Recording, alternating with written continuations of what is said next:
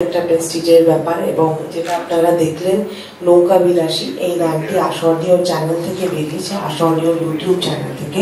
এবং আরেকজনকে বিশেষ ধন্যবাদ দিতে চাই, সেটা হচ্ছে রিঙ্গোদা।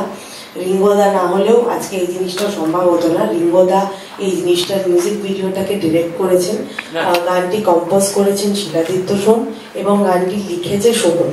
তো যারা গানটা আগে দেখেছেন তাদেরকে তো ধন্যবাদ, বাট যারা এখন দেখলেন আশা করি আপনাদের সবার ভালো লেগেছে।